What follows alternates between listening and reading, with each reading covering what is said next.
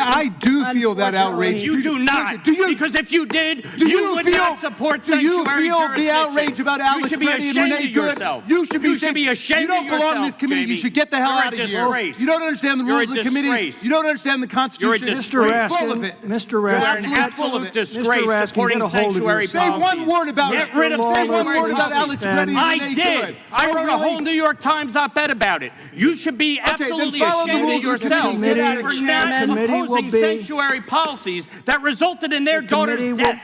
The committee will be in order. Mr. Chairman, I just want to say we will not allow, thanks to Mr. Lawler's outrageous outburst, we will not allow this to happen again. This was an agreement between the chair and the ranking member, and unfortunately, you're not able to control your members, so it is time for us to proceed. Your opening statement was outrageous. You should be ashamed of yourself.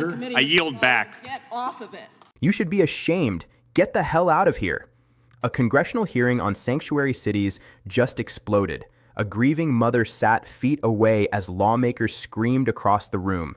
Points of order, shouting, a chairman losing control. Then she took the microphone herself and said the words that silenced the entire committee.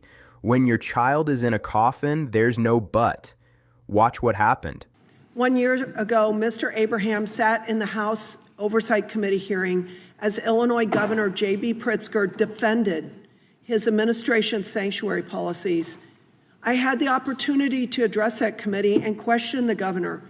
I will never forget seeing Mr. Abraham in the room, a grieving father seeking answers after losing his daughter to a tragedy that was entirely preventable.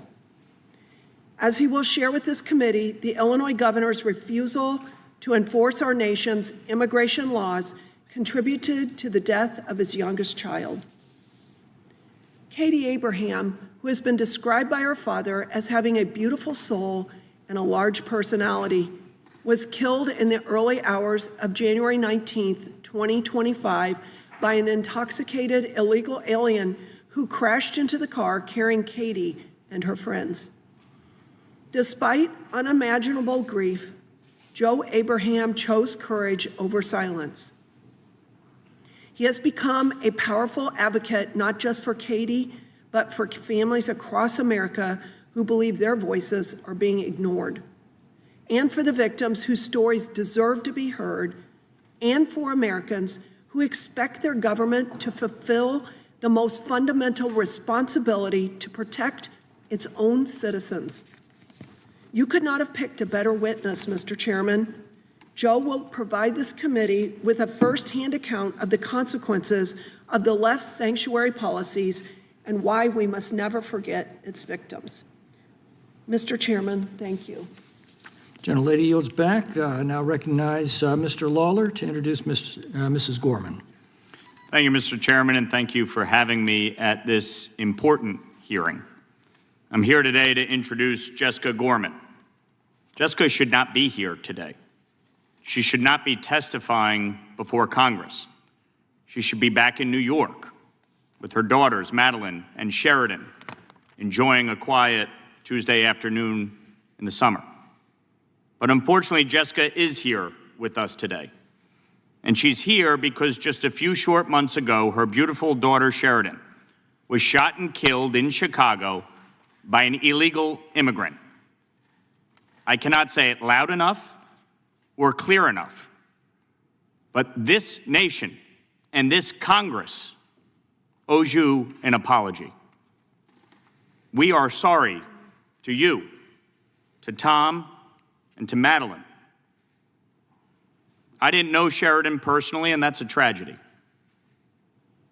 But I know her family, and I know the Yorktown community.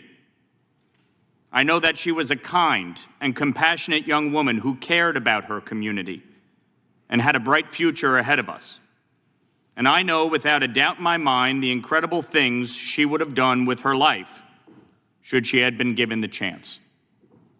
Her murder was senseless. It should not have happened. Our immigration policies exist for a reason, and they should have been enforced. Sheridan would still be with us today, and Jessica would not have to testify before this panel. Our immigration laws facilitate legal immigration processes to ensure that good, smart people can come into this country, assimilate, and contribute to our communities, while also ensuring that criminals who break the law do not get to stay. Their jobs are made infinitely harder when places like New York and Chicago blatantly disregard existing law and provide safe harbor to criminals. Sanctuary policies Mr. Chairman, are the reason. Point of order. why- This is a Gentlemen will statement, suspend. not an introduction. Lady's point is well taken. Gentleman, please confine his remarks to the introduction. Thank you. Back in May of 2023, over 3 years ago, Sheridan's murderer illegally entered the United States. Border Patrol caught him. They apprehended him.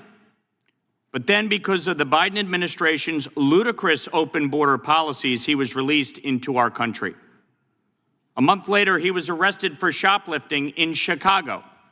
Under existing law and the law at the time, he should have been deported right then and there. Point of order, this is not an introduction. By our federal laws. Point of You all order, should be this is ashamed not of an yourselves. introduction, it's a speech. You should be ashamed of yourselves. Mr. of Chairman, order. Disgraceful. Mr. Chairman, Yes, we for had, ruling on the Mother point of order. is been- here Mr. Chairman, precisely because you have failed to do your job. Yes, Mr. for You ruling wonder on- Chairman. why we had 4 Everybody years, settle 4 down. hearings? It's because you don't understand gentlemen the will consequence of suspend. sanctuary policy. Mr. Chairman, Gentlemen will unfortunately, we won't suspend. give our approval for people to introduce their constituents if people don't stick to the rules. So I appreciate the chairman's insistence Yeah. that we stick to the rules and that you have the opportunity to introduce your constituent, which I Right, and think you have introducing done. my So constituent thank you very is- much, Mr. Lawler and Mr. Is Chairman. sharing the please have details committee of her death. be in You may not order. want to hear the details. It may be an inconvenience to Mr. you, Chairman. but these details matter. The gentleman will suspend.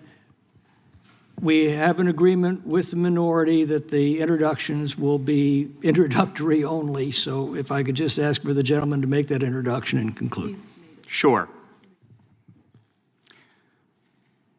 When you send your kid to college, you should be worried about making sure they go to class, or hopefully that they have a nice roommate, or how to help them get a summer internship.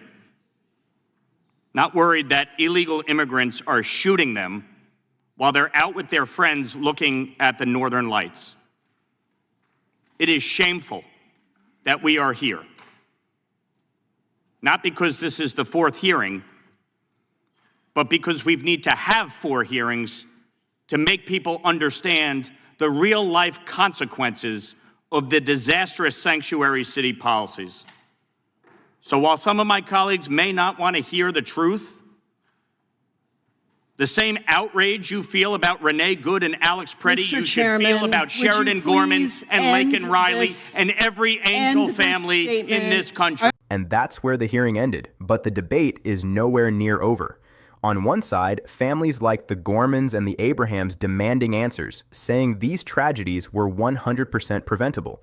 On the other, Democrats arguing that sanctuary policies actually protect communities and that billions in police funding is being delayed while ICE gets a bigger budget than most militaries on Earth. So now I want to hear from you.